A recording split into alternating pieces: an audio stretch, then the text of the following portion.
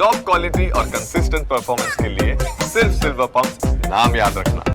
નમસ્કાર, સ્વાગત છે આપનું ન્યૂઝ કેપિટલમાં. આપની સાથે હું છું જુહી ગાંધી. કડી અને વિસાવદરની પેટા ચૂંટણીનો જંગ જામ્યો છે અને ખાસ કરીને વિસાવદર બેઠક કે જ્યાં આ વખતે ત્રિપાંખીયો જંગ છે અને એમાં પાટીદાર વર્સસ પાટીદારનો જંગ જોવા મળવાનો છે. આમ આદમી પાર્ટીએ ગોપાલ ઇટાલિયાને મેદાને ઉતાર્યા છે અને ગોપાલ ઇટાલિયા એડી ચોટીનો પ્રચારમાં લાગ્યા છે. ત્યારે ગોપાલ ઇટાલિયાએ કેવું નિવેદન આપ્યું જેને લઈને કિન્નર અખાડા હવે મેદાને આવ્યા છે અને તેમણે રોષ ઠાલવ્યો છે. હવે આખી ઘટના છે શું? ગોપાલ ઇટાલિયા એવું તો શું બોલ્યા કે નીલમદે વિડીયો બનાવી જવાબ આપવો પડ્યો? એ જ વિશે ચર્ચા માટે આપણી સાથે નીલમદે જોડાયા છે. નીલમદે, સ્વાગત છે આપનું ન્યૂઝ કેપિટલમાં. સૌથી પહેલો મારો સ્વાભાવિક રીતે સવાલ એ કે ગોપાલ ઇટાલિયાના નિવેદન પર આપે નિવેદન આપ્યું છે, એને લઈને આપનું શું કહેવું છે? એવું તો શું બોલ્યા છે ગોપાલ ઇટાલિયા જેને લઈને આપને ગુસ્સો આવ્યો? ઘટના તો એવી હતી મેડમ કે જે વિસાવદર બિલખા ભેસાણ અમારો સેવકગણનો મલક છે, આદિ અનાદિથી અમારા અખાડા અહીંયા ચાલ્યા આવે છે.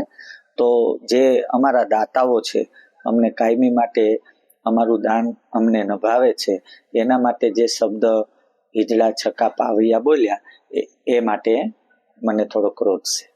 આપને શા માટે આવા શબ્દોનો ઉપયોગ કરવો પડ્યો? સૌથી પહેલા તો એ જાણવું છે મારે.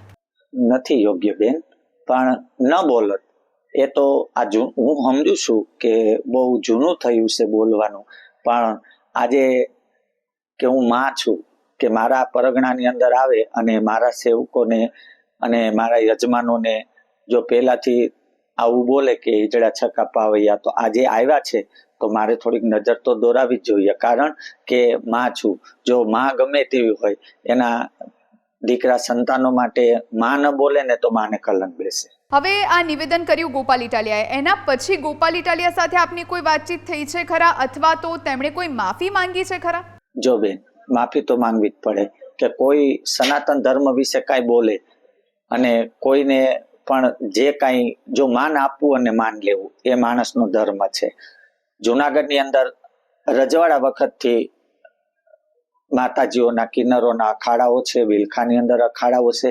આ હોરડધરાની અંદર અમારા કિન્નરો આયુ તરીકે માતાજીઓ તરીકે પૂજાઈ ગયા છે અને અત્યારની જનરેશન નાના છોકરાઓને આ બધું ભાષણ અપાવી અને હિજડા છકા પાવૈયા કહી અને અમારું માન તોડે છે, તો થોડુંક દરદ તો થાય.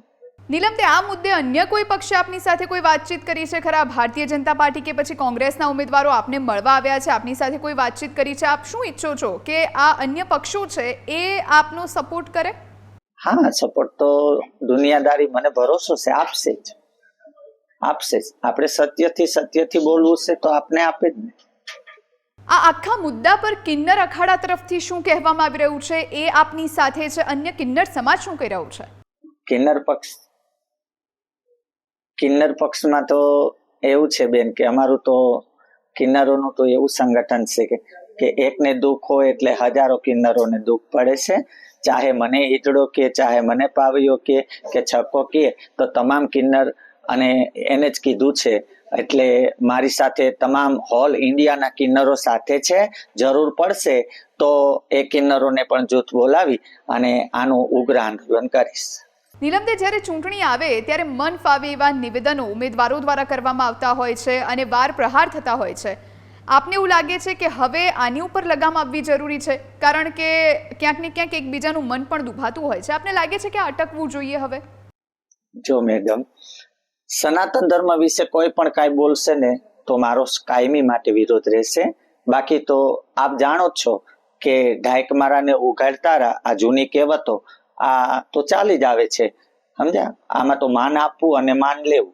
હિજડા છે, કિન્નરો છે અને પાવૈયા છકા જે બોલે છે, અને કિન્નરો જુનાગઢ થી માંડી અને સાઈડ ઉપરકોટની અંદર અમારા જૂના અખાડાઓ છે, ભીલખાની અંદર અમારા અખાડાઓ છે. આમ જોવો તો મેંદાળાની અંદર અખાડા છે, આમ જોવો તો અમારે લાઠી, આમ જોવો તો સલાડા, આમ જો ભાવનગર, આમ અમારા આખા વિશ્વની અંદર એમ માનો ને આખા હિન્દુસ્તાનની અંદર કિન્નરોના અખાડા છે. તો જો અખાડા બાબતથી કે કિન્નરો બાબતથી કાંઈ પણ બોલશે તો અમે કોઈ ચલાવી લેશું નહીં. ગોપાલ ઇટાલિયા જે આમ આદમી પાર્ટીના ઉમેદવાર છે, એક નામી ચહેરો છે અને હવે તો વિસાવદરથી ચૂંટણી લડી રહ્યા છે, પ્રચારમાં લાગ્યા છે.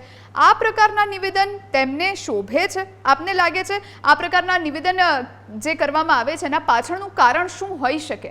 હવે બેન, પાછળનું કારણ તો બીજું તો શું કહું કે પાછું કહું છું કે દેશી ભાષા વિનાશ કાળે વિપરીત બુદ્ધિ. માણસને ભૂલાઈ જાય કે શું બોલવું છે, એનું ભાન ન રહે તો બોલી શકે છે.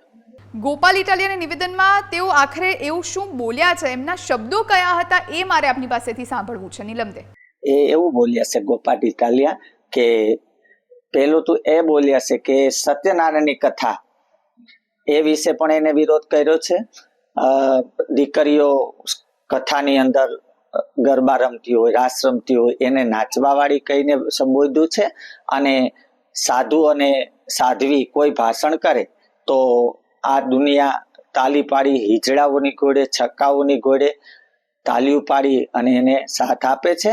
તો આ હિન્દુ ધર્મની અંદર માં નવલા નોરતા આવશે, દીકરીઓ ગરબે રમશે, તાલીના તાલે રમશે, તો તાલી પાડવાથી હિજડાઓ થઈ જાય. આવું તો કઈ છે નહીં. એટલે ગોપાલ ઇટાલિયાને આવું ન બોલવું જોઈએ. નીલમદે, આપને લાગે છે કે સનાતન ધર્મ હવે સોફ્ટ ટાર્ગેટ બન્યો છે? કારણ કે આ પહેલા આપણે જોયું કે સ્વામિનારાયણ સંપ્રદાયના પણ કેટલાક સાધુઓ સનાતન ધર્મ કે પછી આપણા ભગવાન માટે મન ફાવે એવા શબ્દોનો, એવા વાક્યોનો ઉપયોગ કરે અને પછી માફી માંગે. એટલે અલ્ટિમેટલી સનાતન ધર્મને ટાર્ગેટ કરવામાં આવે છે. આપને એવું લાગે છે કે હવે આ અટકવું જોઈએ? જો મેડમ, સનાતન ધર્મ વિશે કોઈ પણ બોલશે તો સનાતનીઓ તો આપ બધા સનાતનીઓ છીએ. આમાં કોઈ એવો લોગો તો નથી મારેલો કે આ સનાતની છે, આ સનાતની છે. અમે સર્વ આપણે સનાતની છીએ. અને જુનાગઢની અંદર મહાન ભવનાથની અંદર સબ સાધુ સંતો છે, સબ સનાતની છે. આખા હોલ ઇન્ડિયાની ભારતની અંદર સર્વ કિન્નર સમાજ સનાતની ધર્મ અપનાવે છે. સનાતની વિશે કોઈ પણ બોલશે. અને હા, હું મહેશગીરી બાપુ જે ઇટાલિયાનો વિરોધ કર્યો એને હું સમજ છું. ના કરવો જ જોઈએ બાપુ. અને આપ બધા સાધુ સંતોને બહાર આવવું જોઈએ, કિન્નરોને બહાર આવવું જોઈએ.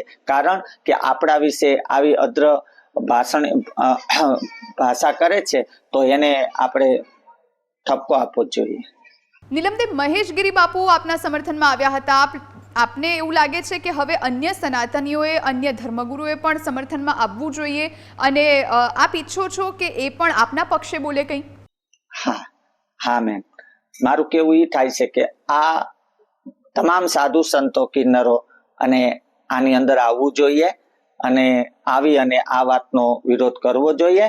કારણ કે સનાતની ધર્મને કલંક લાગે અને કોઈ આપને એવા શબ્દ બોલે તો આકૃતો લાગે તો આ દુનિયા, આ સમાજ અને આ આશ્રમો સાધુ સંતોના સબ સેવક થકી ચાલે છે, યજમાન થકી ચાલે છે. બ્રાહ્મણોને કથા વિશે બોલે છે તો બ્રાહ્મણોને યજમાન થકી ચાલે છે. એમ અમારા આશ્રમો પણ આ દુનિયાદારી અને જે અમારા સેવકો છે, દાતાઓ છે, એનાથી ચાલે છે. ગોપાલ ઇટાલિયા નીલમદે માફી નહીં માંગે તો હવે આપ શું કરશો? આપ ઈચ્છો છો કે એમના શબ્દો પાછા લે કે પછી એ માફી માંગે આપની? જો માફી માંગશે તો ભલે, અને કદાચ માફી નહીં માંગે તો હું તમામ ઇન્ડિયાના કિન્નરો બોલાવી અને સાધુ સંતો બોલાવી અને તમામને બોલાવી અને આનો ઉગ્ર વિરોધ કરીશ. અને હવે તો અમારા કિન્નર અખાડા અને સાધુ અખાડા બધા એક થઈ ગયા છે. સનાતની ધર્મ એક થઈ ગયો છે. એટલે આનો વિરોધ થશે. બસ આ કહેવાનું છે. બિલકુલ નીલમદે, આભાર આપનો ન્યૂઝ કેપિટલ સાથે વાતચીત કરવા માટે. તો આ હતા નીલમદે કે જેમણે પોતાની લાગણી વ્યક્ત કરી છે અને એમનું સ્પષ્ટપણે કહેવું છે કે ગોપાલ ઇટાલિયાએ જે શબ્દોનો ઉપયોગ કર્યો છે એ સ્પષ્ટપણે ઉપયોગ ન જ કરી શકાય અને એના માટે ગોપાલ ઇટાલિયાએ માફી માંગવી જ પડશે. આ સાથે અત્યારે બસ આટલું જ. રજા આપશો. નમસ્કાર.